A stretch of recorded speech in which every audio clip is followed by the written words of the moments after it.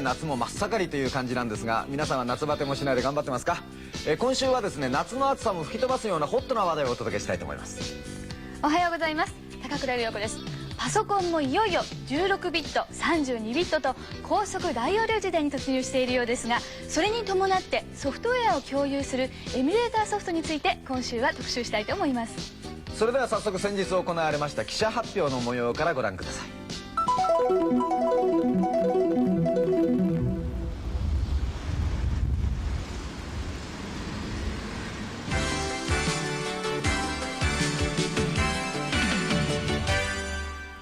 僕は今パレスホテル2階松の間に来てます。こちらでは MZ2800 で今まで明らかになっていなかったエミュレーションソフト、こちらの発表会が行われるというのでやってまいりました。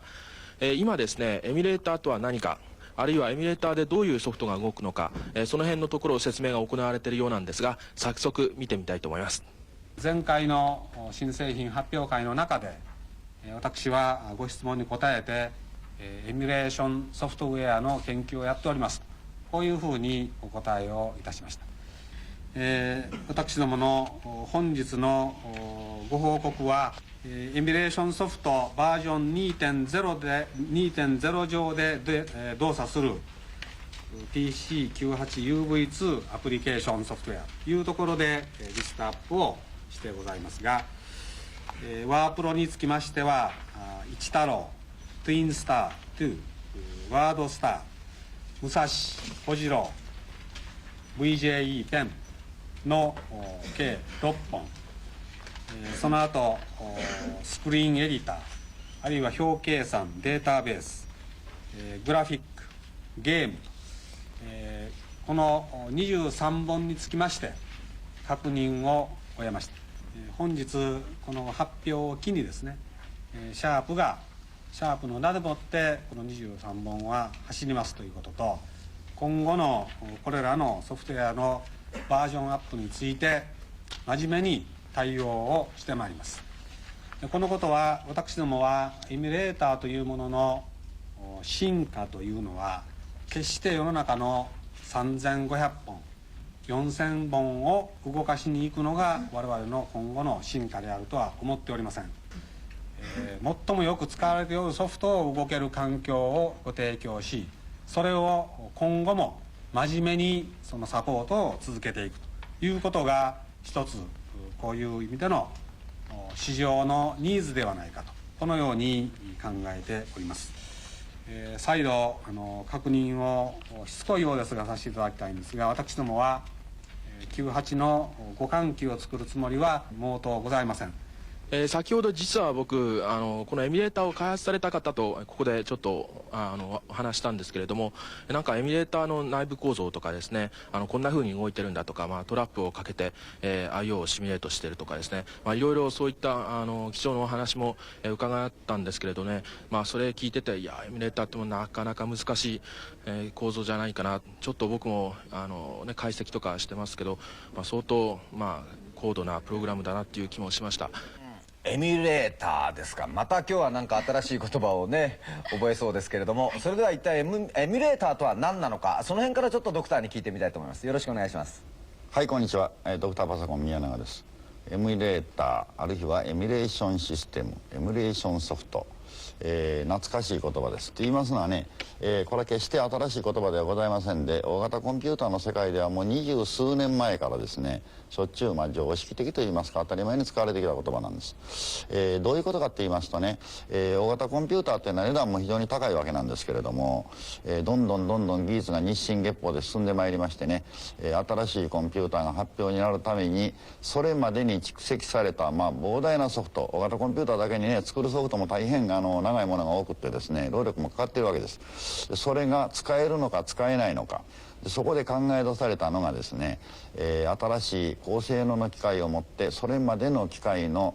プログラムを走らせようと、それまでの機械の真似をしてみせようと、こういうことだったんです。でこれは今申し上げたように大型コンピューターの世界ではアメリカでも日本でももう常識的になってるんですけれども、なぜそういうじゃ大型コンピューターでそんなうまい方式があったのにパーソナルコンピューターではそういうことやらなかったのかと言いますとね、これはねエミュレーションっていうのはねある程度ね機械が強力な性能を持っておりませんとね、できないことなんですよ。必ず高性能な機械がそれよりやや下の機械の真似をして見せることはできると、こういうまず前提条件がありますので、今まであまりこの大型コンピューターの世界の発想を取り入れなかったんですけれども、初めて打ち出しましたのがですね2800エミュレーションシステムなんです。今のドクターのお話で大体エミュレーターがどういう仕事をするソフトなのかお分かりいただけたと思います。では実際に MZ2861 のエミュレーターはどういう仕組みになってるんでしょうか。これは高橋さんに伺いたいと思います。まずですねこのエミュレーターが何かっていうのをご説明する前に、普通こういった MS-DOS 今もコマンドモードになってますが、これがどんな風にして動いてるかっていうのをご説明したいと思います。こちらがその図なんですが、一番下にこのハードウェアしっかりありまして、その上に BIOS というのがあるんですね。BIOS っていうのはベーシックインプットアウトプットシステムって言いまして、このハードを動かすためのソフトです。そしてその上に OS。これがですねメモリですとかディスクですとか、そういうものを管理するためにある。でこの OS にはMS-DOS を採用しているというわけなんですね。でその上に AP、これはアプリケーションということですが、ワープロとか表集計言語とかそういうのを動かすときは、ここのところに来るというふうになってるんですね。そして、実際エミュレーターをですねちょっと起動させてみたいと思うんですが、MS-DOS を1回起動させまして、これディスク抜きまして、でエミュレーターのディスクね、こうついてくるんですが、これを立ち上げます。そして起動するためのプログラムがこれ出てくるわけですね。で1番というのを選びますと、ここにいろいろ起動できるソフトが出てくる。一太郎とかね、マイフェスとか、いろいろ皆さんもご存知のやつがあるんじゃないかと思うんですが、一応ここではですね花子を選んでみたいと思います。この花子っていうのはですね、グラフィックツールでして、一太郎なんかも出してるジャストシステムというところからね出してるものなんですが、そしてターゲットディスクを挿入して、どれかの起用してくださいということなんで、この花子のディスクをねセットして起用します。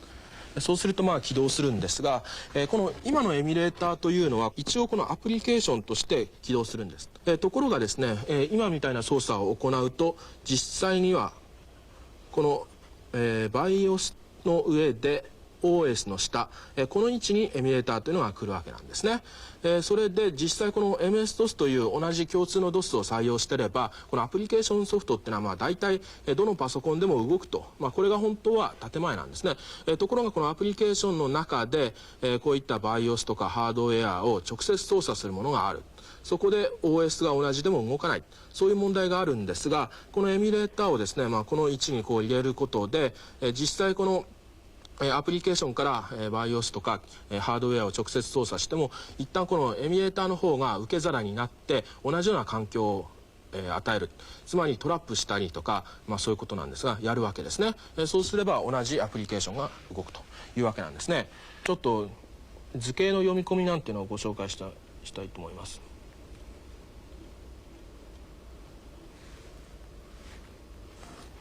ここのところに、ファイルっていうのがありまして、読み込みですね。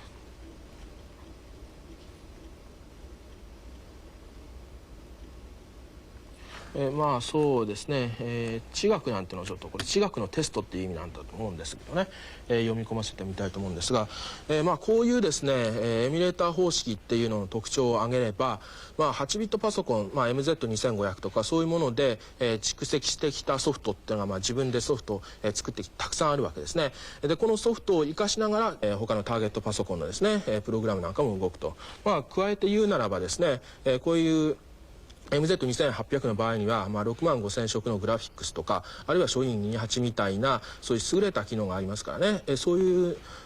ものを使いたいというような希望にも応えられるというわけで、このエミュレーターという方式を作ったっていうことは、MZ2800 のコストパフォーマンスをかなり上げるということにも成功してるんじゃないかと思います。ちょっと小中学生には難しい説明だったかも分かりませんけどね、要するに隣のうちにですね、花子さんと一太郎さんという人がいるわけですよ。それでいつもお付き合いしたいなと思ってたんだけど、真ん中に深い川があってね、お付き合いができない。そこにエミュレーターという橋がかかったんで、花子さんや一太郎ともお付き合いができるようになったと。ね、パソコンの使い道の幅が広がったわけですね。じゃあこの辺のことを実際にソフトを作っているソフトハウスの方はどう思っているのか。全国250社のソフトハウスが集まりまして、日本パーソナルコンピューターソフトウェア協会というのがあるんです。そこの理事にお話を伺っております。はい、慶応大学の前からこんにちは、山下明です。今日はですね、今話題のエミュレーションソフト、これについてソフトウェアハウスの方々がどのようにお考えになっているのか伺うためにこの三田にやってまいりました。メリットの方から先に申し上げますと、我々がタクシー展開をし、それに対して相当膨大な開発コストが必要でございます、ところがそういうコストなしに現状のソフトがですね、いわばタクシー展開と等しいような状態に置かれるということがですね、非常なメリットだろうと業界に対しまして、大きなメリットを感じております。それから我々の業界でもまだ公式にですね、その現在のソフトが確実にその互換機のハードで動くかという問題点についてはまだいろいろ問題があります。それは、正式に両社の、技術並びに、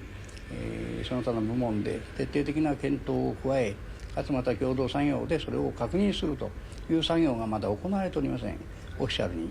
それをオフィシャルにするためにも、パソ協としましては8月の下旬にシンポジウムを開いて、メーカー並びにユーザー、と我々ソフトメーカー3社によりまするシンポジウムを問題点の解決のために開きたいと考えております。その点がこれからの問題だろうと思いますが、現状としましてはこの方向に行くのはやはり我々のソフト業界としましては大いにその歓迎するところでございます。当然でしょうね。やっぱりね、ソフトハウスの方にもメリットはあるわけですけどもね、今後の MZ2861 のエミュレーターを取り巻く動きに注目をしていきたいと思いますが、お知らせの後はですね、 MZ2861 の新作オリジナルソフトを取り上げたいと思います。お楽しみに。861のエミュレーターソフトを取り上げて、それを使って走るソフトをご紹介してるんですが、今度は MZ2861 の新作オリジナルソフトをご紹介しようと思うんですね。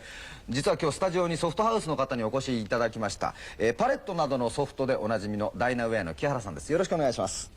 こんにちは、ダイナウェアの木原です。木原さん、ところで最近よく聞く言葉にですね、デスクトップパブリッシングとかインテグレーテッドスプレッシートとかいろいろありますけども、ダイナウェアでは MZ2861 のそういうソフトをお作りになってるんだそうですね。アップシリーズといいます5本の製品を新しく出荷します。もう間もなく今月中には出荷する予定でございますけれども、今日はこの5本の製品の紹介をさせていただきたいと思います。まずこちらの画面を見ていただけますか。私どものこのアップシリーズという製品はですね、私どものオリジナルのダイナウェアウィンドウというウィンドウシステムの上で動いております。画面の上にですね、今こういうふうにウィンドウが出てます。そしてマウスで操作ができます。じゃあ5本の製品ちょっと見ていただきます。こちらのスイッチというところがございまして、ここにを出しますとデスクアップ、クリッパー、プランナップ、チャートアップ、それからパソコンファックスニッパチ、それから、あとおまけのソフトとして書院コンバーターなどが使えるようになっています。ではまず私どものデスクトップパブリッシングのソフト、デスクアップのご紹介をします。ここでまずデスクアップをメニューから選びます。そうするとデスクアップが動きます。動きます間に、実際のサンプルを見ていただきたいと思います。デスクトップパブリッシングで作ったソフトですね、通常のワープロと違いますのは、カラーの、お絵かきソフトで作ったカラーの絵であったり、あるいは、文字、そして図形、これらが同時に扱えるんですね。さらにデスクアップの場合ですとですね、文字を縦書きにも書けます。縦書きに書いたものをさらに5段組にもできます。ですから今までのワープロではできなかったような多彩な表現ができるんですね。じゃあ実際画面の方で見ていただきましょう。まず動きますとこういうふうに、タイトル画面が出てきます。ここでデータディスケットを入れます。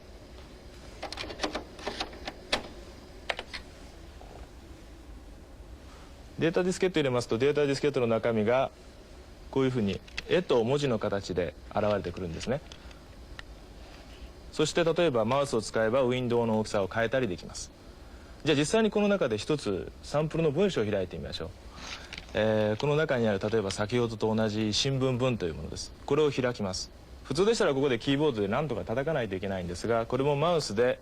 ポンポンと2回押すだけです。ここで自動的に新聞文というものが呼ばれてくるんですね。で読み込まれますと、見ていただくと分かりますように、ちょっとまだこれ随分大きな文章なので一部しか見えてません。じゃあ実際これちょっと小さくして全体を見てみます。これも画面の上にあるメニューですね。これを選んで縮小画面というのを選びます。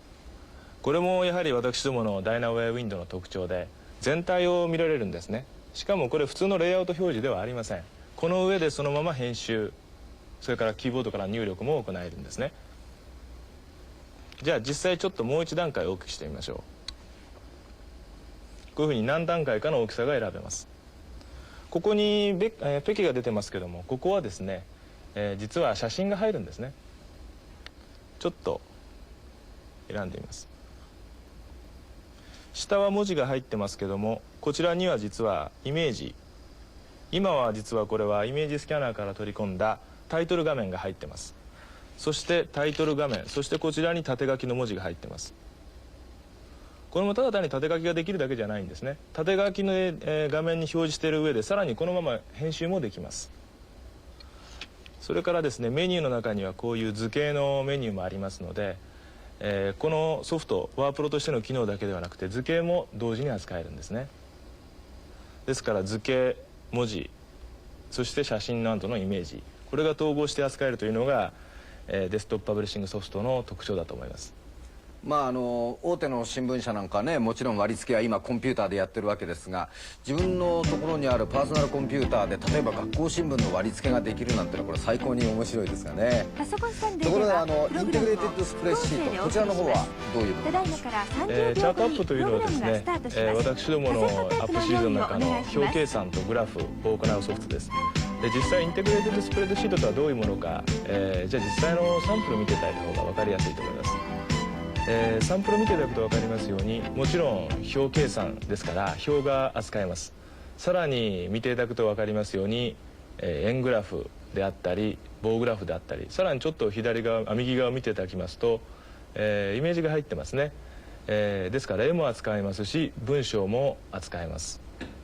さらにですから今まででしたらですね、個別の表計算のソフトで表を作って、でグラフ作成ソフトでグラフを作って、さらにイメージで絵を描かないといけなかったんですけれども、それが一つのソフトで行えて、かつ一つの文章の中にレイアウトしてしまいます。これがインテグレーテッドスプレッドシートの特徴ですね。実際のじゃあものを見ていただきたいと思います。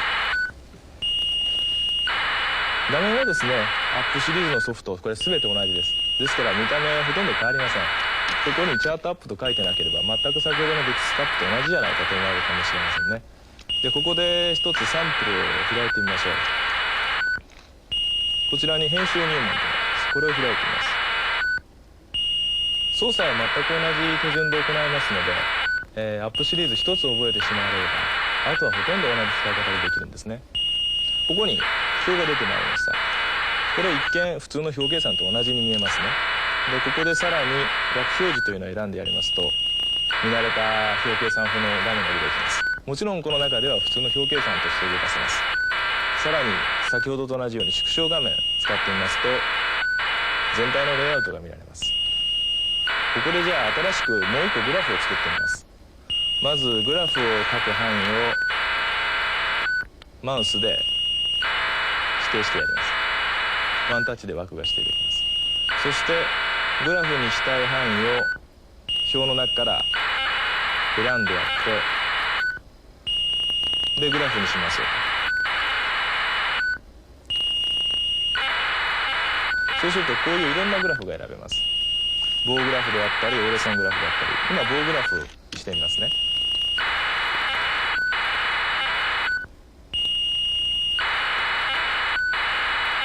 そうするとここでワンタッチで棒グラフができます。こっちのグラフは邪魔だな、もっとこのグラフを大きくしてみようというふうな場合にはですね、このグラフを切り取ってしまってさらにこちらにある棒グラフを大きくしてやります。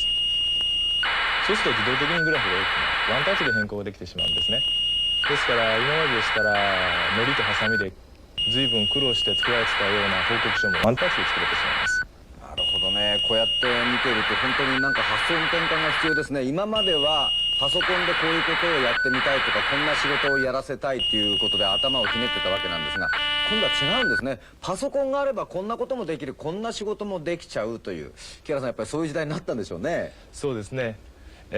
のアップシリーズの5製品を使えばですね、今までパソコンで難しい、パソコンだとワープロと表計算しかできないじゃないかと、それもワープロの使い方を覚えて、次に表計算の使い方を覚えて、今度データベースやろうと思ったらとてもやっていけないと思われてたような方もですね、全部同じ使い方で使えますし、さらにもちろんアップシリーズの中では自由にデータのやり取りもできます。ですから先ほどのデスクアップのような、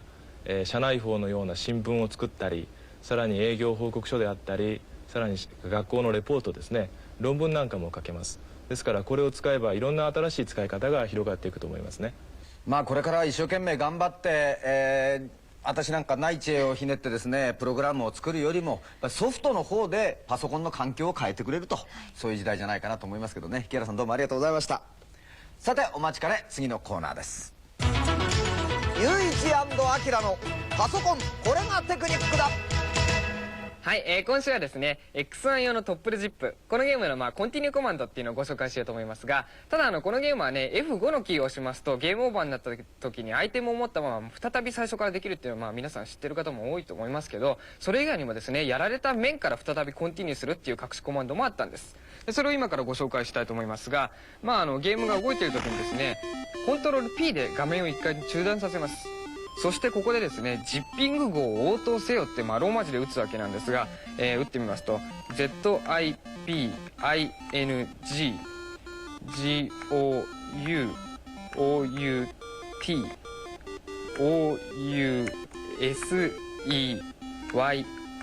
するとこんな感じでベルの音が鳴りましてね、今やられましたけどステージ3でやられた時にF1 キーを押します。そうすると再びもう一度ステージ3から始まるわけなんですね。しかも持ってるこういった拡散とかいったアイテムはそのまま全部持ってますからね、これを使えば最終面クリアも夢じゃないと思いますんで、皆さんもぜひお試しになってみてください。はい、今日の僕のテクニックは MZ2800 で24ドットの漢字を表示するというものです。実はですね、今、この画面に表示してるんですけれど、こういった漢字24ドットの明朝体の漢字および非漢字なんですけれど、これはですね MZ2800 の、書院のシステムディスクの2というものの中にフォントが入ってるんですね。でそのフォントを利用してですね、こんな風な表示ができるんですが、プログラム的には非常に楽でして、だいたいこんなものなんです。オープン文の R でもって72バイトでランダムファイルのアクセスを行う、そしてフィールドも同じですね。それで GET でもって漢字の番号を入力して、そしてパターンでもって表示する、もちろん-24を指定するわけですが、こんなふうにするだけで今みたいな明朝体の24ドットの漢字が表示できますので、いろんなソフトのタイトル表示とかそういうものに使ってみるのも面白いんではないでしょうか。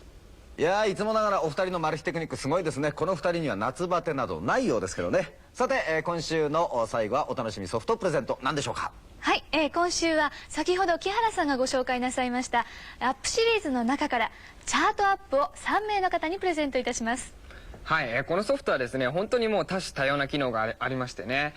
表を作るのはもちろんのこと、その作った表を簡単に折れ線グラフとか棒グラフに直すこともできますしね、ビジネスマンの方はもちろんのこと、僕みたいな学生はぜひレポートを作るのに使ってみたいなって感じなんですけど、何しろこのソフトお値段が55,000円、これはお買い得ならぬもらい得なんじゃないかなと思いますので、皆さんもどしどし応募してみてください。はい、応募要領はこちらです。住所、氏名、年齢、職業、電話番号、希望ソフト名、今日はチャートアップとお書きの上、どしどしご応募くださいね。宛先は郵便番号540、大阪東局区内テレビ大阪パソコンサンデーソフトプレゼント係までです。そしてキーワードもお忘れなく。はい。